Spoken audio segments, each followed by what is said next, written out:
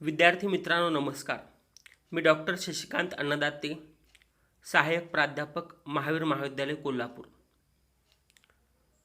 आज आपण net set पेट परीक्षेतील संशोधन अभियोग्यता या घटकातील संशोधनाचा अर्थ आणि ज्ञानप्राप्तीचे मार्ग व संशोधन या विषयाची माहिती पाहणार आहोत. मानवी जीवनाच्या प्रगतीमध्ये संशोधनाला अधिक महत्त्व आहे. संशोधनातून मानवाला निसर्ग व परिस्थितीने निर्माण केलेली आव्हाने सोडवता आली. संशोधनातून नवीन संकल्पना व तथ्ये शोधली जातात. त्यातून प्रस्थापित ज्ञानात भर पडण्यास मदत होत असते. आजच्या काळातही आपण बघतो की निरक्षरता, बेकारी, कुपोषण, आरोग्य सुविधांचा अभाव इत्यादी समस्या आहेत. या समस्यांवर उपाय शोधण्यासाठी संशोधन व कृतिशीलतेची मोठ्या प्रमाणात आवश्यकता आहे. मानवजातीचे कल्याण करण्याची क्षमता संशोधनात सामावलेली असते. त्यामुळे शिक्षण पद्धती व समाजातून संशोधनाला पूरक वातावरण निर्माण करणे आवश्यक आहे. संशोधनातून मानवाची प्रगती, समृद्धी व समस्यांचे निराकरण होते. त्यामुळे संशोधन ही समस्या सोडवण्याची गुरुकिल्ली आहे असं आपल्याला म्हणता येईल. विद्यार्थी मित्रांनो, आपण संशोधनाचा अर्थ समजावून घेणेही आवश्यक आहे. संशोधन याचा अर्थ शोध घेणे, चौकशी करणे, काळजीपूर्वक तपास करून सत्यशोधन करणे. संशोधनासाठी इंग्रजीत रिसर्च हा शब्द वापरला जातो व रिसर्च या शब्दाला अनुसरून डिस्कव्हरी व इन्व्हेन्शन हे दोन शब्द वापरले जातात. या दोन्ही शब्दांचा अर्थ शोध लावणे असा असला तरी त्यामध्ये मूलभूत फरक आहे. तर डिस्कव्हरी म्हणजे काय? तर जी वस्तू अस्तित्वात आहे पण इतरांना माहिती नसते अशी वस्तू शोधून काढणे या डिस्कव्हरी असे म्हणतात. उदाहरणार्थ कोलंबसने लावलेला अमेरिकेचा शोध. अमेरिकन भूमी पूर्वी अस्तित्वात होती पण कोलंबसने तिचे भूतलावरील अस्तित्व शोधून काढले. म्हणजे या शोधाला डिस्कव्हरी असे म्हणता येईल. त्याचबरोबर इन्व्हेन्शन संशोधनात महत्त्वाचे असते. इन्व्हेन्शन म्हणजे जी वस्तू अस्तित्वात नाही व इतरांना सुद्धा माहिती नाही अशा वस्तू नव्याने शोधून काढणे यास इन्व्हेन्शन म्हणतात. उदाहरणार्थ TV, रेडिओ, दुर्बीण, संगणक, विजेचा दिव्याचा लागलेला शोध. आणि महत्त्वाचे म्हणजे विद्यार्थी मित्रांनो की आता जो कोरोनाचा प्रादुर्भाव वाढलेला आहे, या कोरोनाच्या लसीचा शोध लावणे हे एक इन्व्हेन्शन ठरेल. त्याचबरोबर इंग्रजी शब्दाच्या दृष्टीने रिसर्च या शब्दाची फोड केली असता री म्हणजे पुन्हा पुन्हा आणि सर्च म्हणजे शोध घेणे. पुन्हा पुन्हा एखाद्या बाबीचा शोध घेणे किंवा तपास करणे म्हणजे संशोधन असे म्हणता येईल. संशोधनाच्या काही व्याख्याही आपल्याला बघता येतील. ऑक्सफर्ड डिक्शनरीमध्ये संशोधनाची अशी व्याख्या दिली आहे की तथ्यांचा बारकाईने शोध घेण्यासाठी शास्त्रशुद्ध पद्धतीने केला जाणारा अभ्यास म्हणजे संशोधन होय.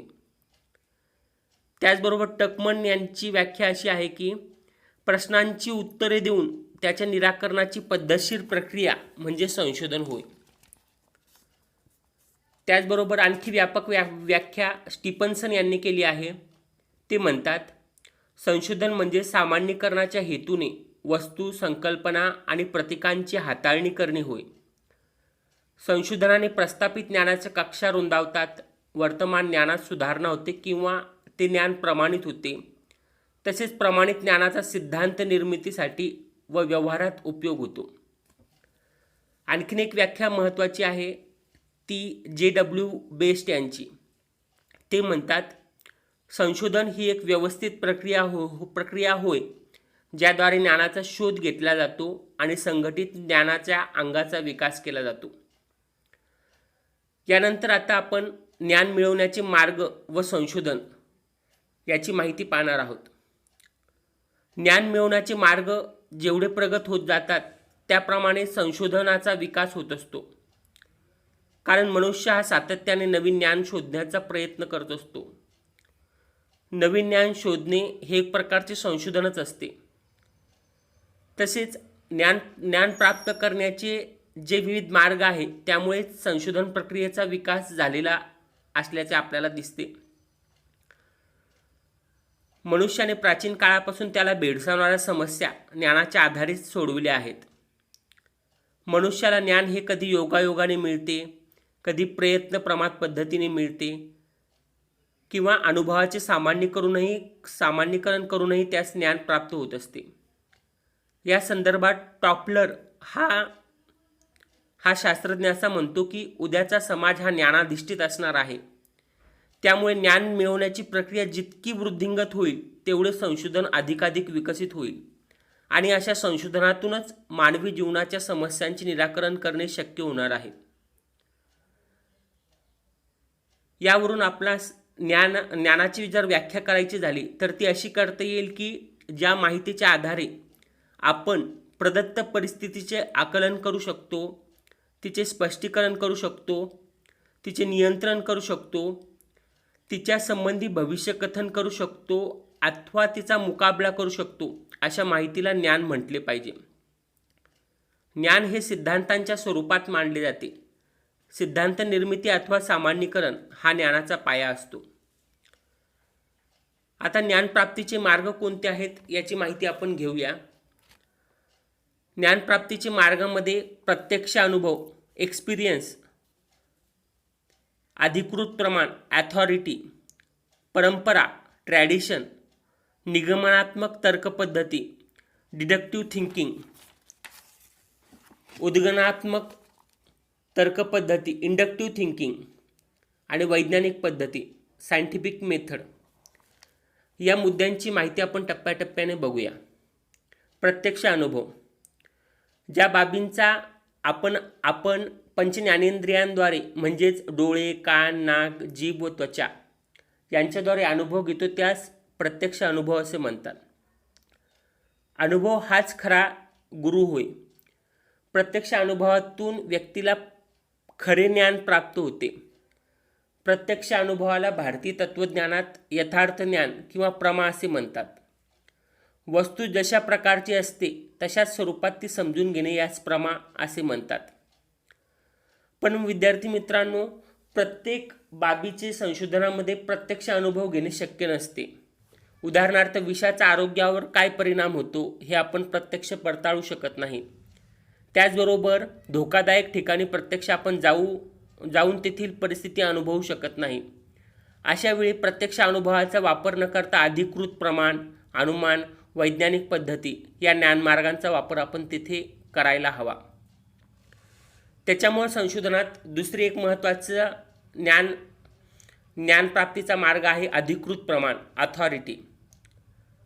आज आपण 21व्या शतकामध्ये प्रत्येक बाबीचा अनुभव घेऊ शकत नाही. तसेच माहिती नसणाऱ्या बाबींवर जर आपण तर्क करत बसलो तर अनेकदा खूप वेळ लागू शकतो आणि काही वेळा चुकीचे निर्णयही घेतले जाऊ शकतात. अशा वेळी ज्या व्यक्तींनी संबंधित क्षेत्रामध्ये तज्ज्ञता प्राप्त केली आहे, संबंधित क्षेत्रामध्ये ज्यांचा प्रत्यक्ष अनुभव आहे, अशा व्यक्तींच्या ज्ञानाला प्रमाण मानून त्यांच्या सल्ल्याने योग्य निर्णय घेण्यास अधिकृत प्रमाण असे म्हणतात. त्याच्यामुळं अनेक बाबींमध्ये तज्ज्ञ व्यक्तींच्या सल्ल्याला महत्त्व देत असल्याचे दिसते. सध्याच्या काळामध्ये कोरोनाच्या प्रादुर्भावाच्या काळामध्ये WHO मधील शास्त्रज्ञ, भारतामधील शास्त्रज्ञ यांची मते विचारात घेऊन वेगवेगळे कोरोना प्रादुर्भाव रोखण्याचे मॉडेल आपल्या भारतामध्ये राबविले जात आहेत. याचाच अर्थ असा की अधिकृत व्यक्तीने सल्ला दिल्यामुळे व्यक्तींना जीवनात येणाऱ्या समस्या रोखण्यात बऱ्याच प्रमाणात यश प्राप्त होऊ शकते. मात्र या संदर्भात एक काळजी घेतली पाहिजे की व्यक्तीने दिलेला सल्ला हा आपण पडताळून घेतला पाहिजे व हा सल्ला तर्काच्या कसोटीवर टिकत असेल तरच तो स्वीकृत केला पाहिजे.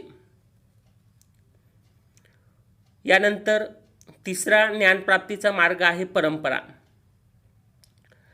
मानवी विकासाच्या प्रक्रियेत व्यक्तीला भौगोलिक परिस्थितीतून, सामाजिक परिस्थितीतून, संस्कृतीतून, कौटुंबिक चालीरीतीतून अनेक स्वरूपाचे ज्ञान प्राप्त होत असते. बघा विद्यार्थी मित्रांनो, आपण जेव्हा लहान होतो तेव्हा आपली आई आपल्याला बाहेर खेळताना जखम झाली तर तिथं हळद लावत असे आणि या हळद लावल्यामुळे आपली जखम बरी होत असे. म्हणजे भारतीयांना हळद लावले असता जखम बरी होते हे पारंपरिक ज्ञान पूर्वीपासून आपल्या संस्कृतीमध्ये होते. परंतु हळदीचे हे पेटंट अमेरिकेने आपल्या नावावर नोंदवलेले होते. तेव्हा याबाबत भारतीय संशोधक डॉक्टर रघुनाथ माशेलकर यांनी आंतरराष्ट्रीय न्यायालयात भारतीय संस्कृतीत हळदीचा वापर खूप प्राचीन काळापासून भारतात आरोग्य क्षेत्रात केला जात असल्याचे पटवून दिले आणि त्यामुळे ते पेटंट आपल्या भारताच्या नावावर पुन्हा मिळवता आले. या बाबीतून आपल्याला लक्षात येते की भारतीय संस्कृतीतील भारतीय परंपरातील ज्ञान जतन करणे अतिशय महत्त्वाचे आहे. त्याचबरोबर भारतीय संस्कृतीतील आदिवासी लोक, भटके विमुक्त लोक यांच्या स्वतःच्या बोलीभाषा आहेत. यांच्या बोलीभाषातून वर्षानुवर्षांपासून संचित ज्ञान आहे. त्याच्यामुळे जागतिकीकरणाच्या या प्रक्रियेमध्ये या बोलीभाषांकडे दुर्लक्ष होता कामा नये, त्यांचे जतन केले जाणे आवश्यक आहे. कारण या बोलीभाषांमधून संस्कृती, मूल्ये, संस्कार यांचे संवर्धन होत असते आणि त्या संस्कृतीचा ज्ञानसाठा टिकून राहण्यास मदत होत असते. पण त्याचबरोबर विज्ञानाच्या विकासाबरोबर आपल्या ज्या परंपरा आहेत त्यातील ज्या परंपरा अयोग्य वाटतात व ज्या परंपरा विज्ञानाच्या कसोटीवर टिकत नाहीत त्यांचा त्यागही केला पाहिजे. उदाहरणार्थ कावळ्याचे ओरडणे अशुभ असते, समुद्र पर्यटन करणे योग्य नाही, अशा पूर्वीच्या परंपरा या अंधश्रद्धा असल्याचे आज वैज्ञानिक प्रयोगांती सिद्ध झाले आहे. त्यामुळे या परंपरांचा त्याग करणे अतिशय आवश्यक आहे. त्याचबरोबर ज्ञान मिळवण्याचा पुढचा मार्ग आहे निगमनात्मक तर्क पद्धती. यालाच आगमनात्मक तर्क पद्धती, अवगामी तर्क पद्धती असे म्हणतात आणि इंग्रजीमध्ये डिडक्टिव्ह थिंकिंग असे म्हणतात. ॲरिस्टॉटल या ग्रीक तत्त्वज्ञाने निगमनात्मक पद्धतीचा वापर सर्वप्रथम केला आहे. सत्याचा शोध घेण्याची अधिक कार्यक्षम व स्वाधीन साधन म्हणजे तर्क होय. तर्कसंगती ही विज्ञान प्रक्रियेचे महत्त्वाचे अंग आहे. या निगमनात्मक पद्धतीमध्ये साधारणपणे 3 विधाने अंतर्भूत असतात. पहिले विधान स्वयंसिद्ध तथ्यावर आधारित असते. दुसरे विधान हे पहिल्या तथ्याला अनुसरून केलेले विशिष्ट विधान असते. तिसऱ्या विधानात पहिल्या 2 विधानातील संबंध बघून निष्कर्ष काढलेला असतो. उदाहरणार्थ स्वयंसिद्ध तथ्य, सर्व माणसे अमर नाहीत. दुसरं तथ्यांशी संबंधित कथन, शशिकांत हा माणूस आहे. दोहोंचा संबंध, शशिकांत हा अमर नाही.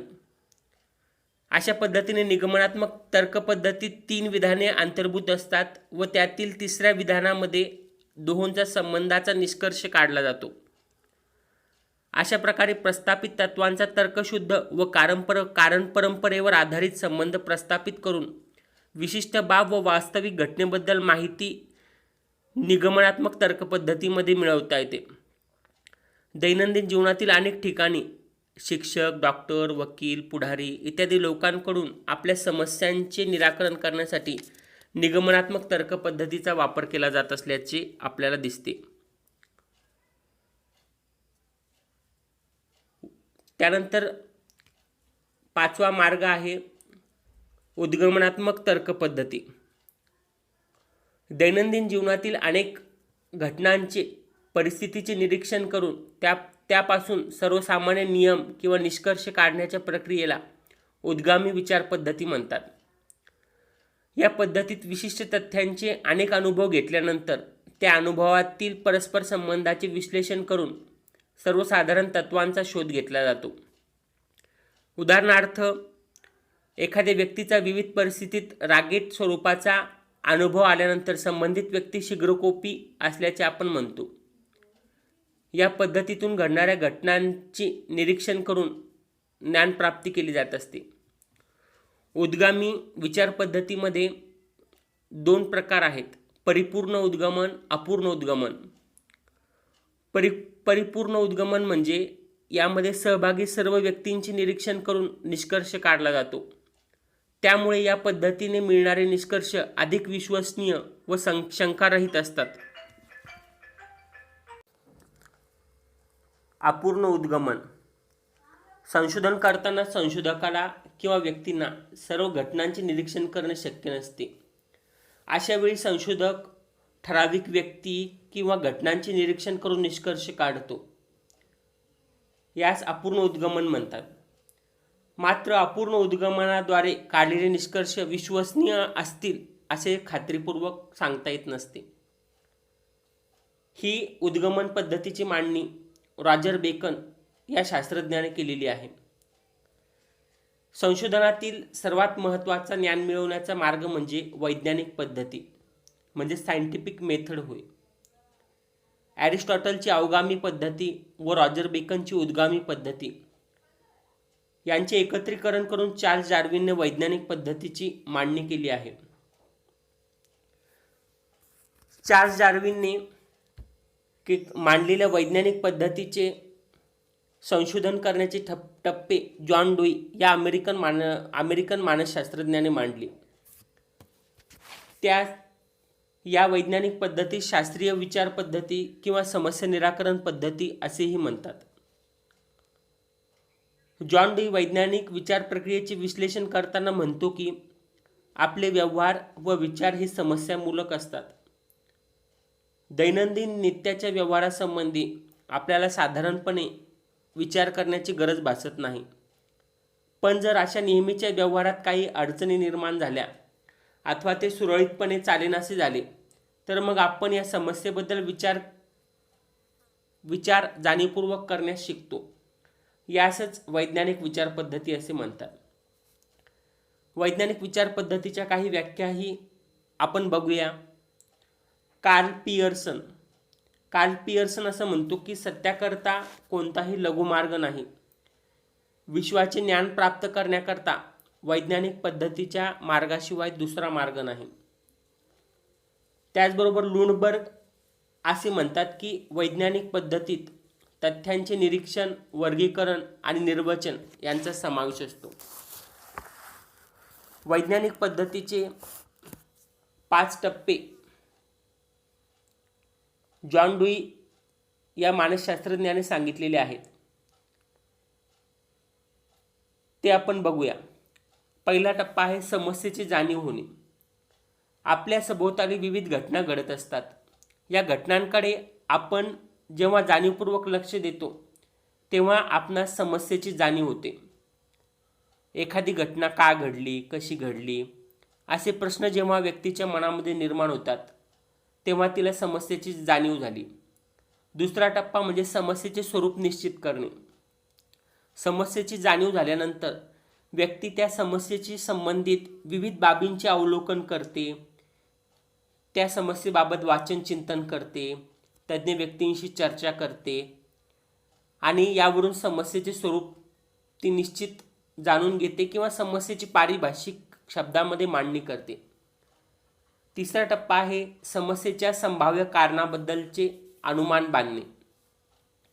या टप्प्यामध्ये संशोधक स्वतःचा अनुभव, ज्ञान व तर्काद्वारे समस्या सोडविण्यासाठी विविध संभाव्य उपायांची किंवा परिकल्पनांची मांडणी करतो आणि या